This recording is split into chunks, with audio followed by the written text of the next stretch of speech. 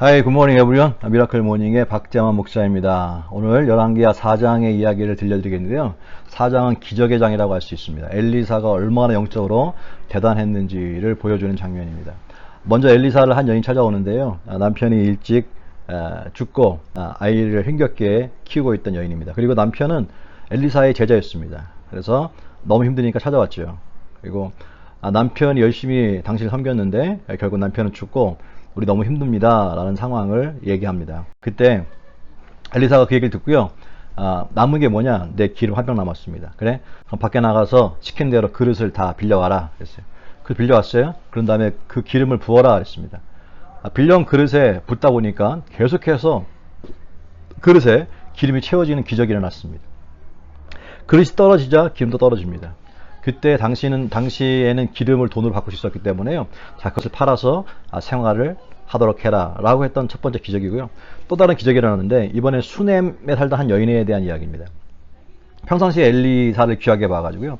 자기네 집 근처에 오기만 하면 오셨냐고 잘 대접도 하고 잠도 재워주고요. 그 다음에 식사도 대접하고요. 그 극진하게 엘리사를 대접했던 한 여인입니다. 너무 고마워서 하루는 엘리사가 묻습니다. 자, 내가 너한테 무엇을 해주길 원하느냐 라고 묻죠. 그때 이 여인이 필요한 게 없습니다 라고 대답합니다. 그런데 이 집에 필요한 것이 있었어요. 그게 뭐냐면 남편이 나이가 많고 아이가 없었습니다. 그거 알고 엘리사가 여인에게 내년에 1년이 지난 내년에 당신에게 아이가 생길 것입니다 라는 말을 하죠. 그때 그 얘기를 듣고 무슨 말을 그렇게 하십니까? 전 애기 낳을 수 있는 나이도 아닙니다 라고 믿지 않았어요. 그런데 정말로 1년이 지난 뒤에 그 여인은 애를 가졌고요. 그 애는 잘 자랐습니다. 잘 자라다가 어느 순간에 갑자기 어느 하루는 애가 막 머리가 아프다고 그러는 거예요. 그러면서 그 아픈 것이 끝나는 것이 아니라 그 여인의 그 무릎에서 아프다고 막 하다가 결국은 죽었습니다.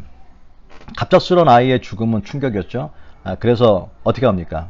엘리사를 찾아가죠. 엘리사가 찾아가서 당신이 나한테 알려줬던 그 아이가 죽었다는 얘기를 합니다. 그래서 엘리사가 찾아가서요. 그 죽은 아이에게 신유기도를 하죠. 그런 다음에 애가 살아났다는 이야기가 두 번째 기적의 이야기를 들려줍니다. 또 다른 기적의 이야기를 그 다음에 이어서 보여주고 있는데요. 그건 제자들과 관련된 것입니다. 하루는 흉년에 들어서 먹을 것이 없을 때에 엘리사가 제자들과 함께 모여 있을 때입니다. 음식을 준비하죠. 주변에 나물들을 캐와라. 그래서 나물을 캐서 이렇게 음식을 먹으려고 하는데 그만 어떤 한 제자가 잘못 그 식물을 캐와가지고 독이 든, 그러니까 독초를 함께 집어넣은 거예요. 그러니까 어떻게 음식을 먹을 수가 없는 겁니다. 자, 다 배고파서 그때 음식이 끝날 시간만 기다리고 있었는데요. 독초를 집어넣기 때문에 그 먹을 수가 없고 버려야 되는 상황입니다. 당황스러운 일이죠. 그때의 엘리사가 어떤 가루를 던졌더니 그 가루가 들어갔더니 가루가 깨끗하게 독이 사라지고 음식을 먹게 되었다라고 하는 이야기입니다. 마지막 하나의 또 기적이 추가되고 있는데요. 또 어떤 한 사람이 엘리사를 찾아와서 보리떡 20개하고 채소를 놓고 갑니다. 선생님 감사합니다 라고 준 거죠. 그때 엘리사가 그 음식을 사람들이 나눠주러 갑니다. 근데 모인 사람이 100명이 넘었어요.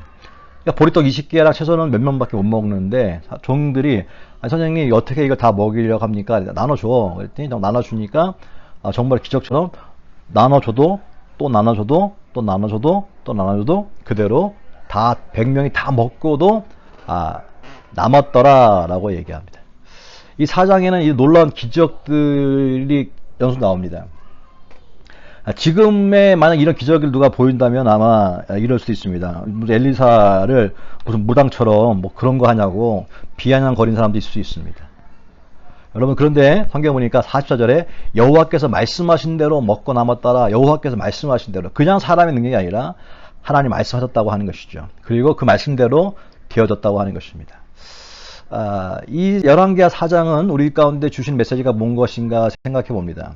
그 4장에 나타난 엄청난 하나님의 기적을 일으킨 하나님은 오늘도 동일합니다. 하나님의 기적에 집중하면 안 돼요. 하나님께 집중하는 거 우리가 다 알죠. 그러나 하나님이 하시면 어떠한 어려운 경제적인 어려움 속에서도 기적이 일어날 수 있고, 닫힌 문이 열려지고 죽었던 환경이 살아날 수 있다는 것을 또 깨닫게 되어집니다.